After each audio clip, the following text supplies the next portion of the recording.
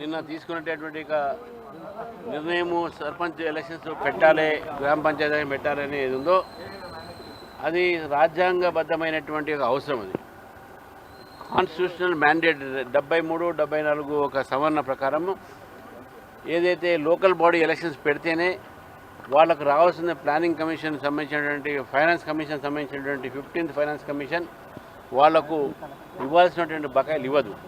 కాబట్టి 4,000 కోట్ల రూపాయల దాకా ఈరోజు మన తెలంగాణ రాష్ట్రానికి లోకల్ బాడీ సంబంధించి రావాల్సిన అవసరం ఉంది. కాబట్టి ఎలక్షన్స్ పెట్టాల్సిన అవసరం ఉన్నది. కాబట్టి ఈరోజు ఈ యొక్క ఎలక్షన్స్లో భారతీయ జనతా పార్టీ పూర్తిగా పోటీ చేస్తుంది. కాంగ్రెస్ పార్టీ ఏదో మీరు 42% మా పార్టీ నుంచే ఇస్తున్నారంటే వాళ్ళకన్నా ముందు మేమే చెప్పినాం, మీరు 42% మీరు చేయకపోతే మేము మా పార్టీ నుంచి ఇస్తాం కూడా చెప్పాము ఆ రోజే. మీరు కామారెడ్డిలో బీసీ డిక్లరేషన్ పెట్టిన తర్వాత కేవలం బీసీలను ఓట్ బ్యాంక్ పాలిటిక్స్ కోసము ఆ ఓటు కార్డు కింద వాడింది కదా. కామారెడ్డి డిక్లరేషన్ చేసిన దాంట్లో బీసీలకు మీరు చేసింది ఏమీ లేదు, వాళ్ళని కేవలం వాడుకోవడం జరిగింది. కోర్టులు ఏం తీర్పిస్తారని మీకు తెలియదా? కోర్టులో కానీ దానికి కావాల్సినటువంటి ఒక ఏదైతే మనకు మీరు లీగల్ సేఫ్ గార్డ్ తీసుకోవాలో మీరు తీసుకోలేదు, ఆ జాగ్రత్తలు మీరు తీసుకోలేదు. మీ యొక్క వైఫల్యాన్ని వేరే పార్టీల మీద మా పార్టీ మీద తోసే ప్రయత్నం చేస్తున్నారు, అది మీ పొరపాటు. కనీసం ఇప్పటికైనా మీరు ఈ యొక్క సర్పంచ్ ఎలక్షన్ పెడుతున్నారు. డెఫినెట్గా భారతీయ జనతా పార్టీ కూడా మా కార్యకర్తలు మా నేతలు ఎవరైతే పోటీ చేస్తారో దాంట్లో కూడా మేము చూస్తాం. రిజర్వేషన్స్ మేము కూడా మా పార్టీలో బీసీలకు పెద్దపీఠం వేస్తానని కూడా చెప్తా ఉన్నాం. అగ్రనేత మావోయిస్ట్ చాలా మంది ఎన్కౌంటర్ చేశారు, పట్టుబడ్డారు కొద్దిమంది విజయవాడలో. ఎట్లా చూస్తారు, ఏం చెప్తారు? మీరు మార్చి 31 టార్గెట్ పెట్టుకున్నారు కేంద్ర ప్రభుత్వం. కేంద్ర ప్రభుత్వము తీసుకున్నటువంటి కగార్ ఆపరేషన్ కగార్ ఏతుందో అది ఒక మావోయిస్టుల ఒక అంతం చేయడం. అంటే లెఫ్ట్ వింగ్ ఎక్స్ట్రీమిజం ఈ దేశంలో వెళ్ళిపోవాలి.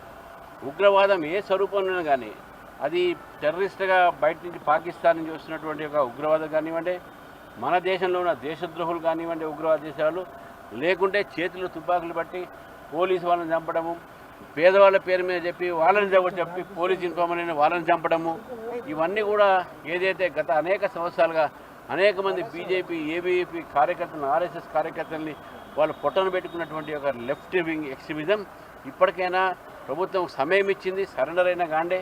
లేకుంటే ఆపరేషన్ ఖగార్లో మీ ఏదైతే ఇప్పుడు జరుగుతుందో దాని పరిణామాలు మీకు ఎదుర్కోవాల్సి వస్తుంది.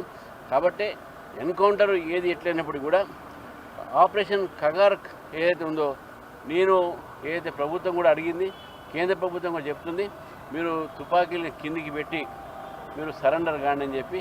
సరెండర్ కాని పక్షంలో వాళ్ళ పరిణామాలు కేంద్ర ప్రభుత్వం కేంద్ర బలగాలు ఏ నిర్ణయం తీసుకుంటే ఆ నిర్ణయంతో ప్రజలందరూ కూడా ఆ నిర్ణయానికి ఈరోజు వాళ్ళు ఉండాలి, ఈ నిర్ణయం ఉండాలి, దేశంలో ఉగ్రవాదం ఏ రూపంలో ఉండకూడదు అని ఆలోచిస్తున్నారు. కాబట్టి మావోయిస్టులు చేసినటువంటి ఒక స్టేట్మెంట్లు ఏతున్నాయో కేవలం వాళ్ళు కొంతమంది సరెండర్ కాకుండా వాళ్ళని ఆపుతా ఉన్నారు.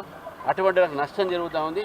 మీ ప్రభుత్వం కూడా అడుగుతూ ఉన్నది, మీరు సరెండర్ కాండి, అన్నీ మళ్ళీ మెయిన్ స్ట్రీమ్లో రాని చెప్తా ఉన్నారు.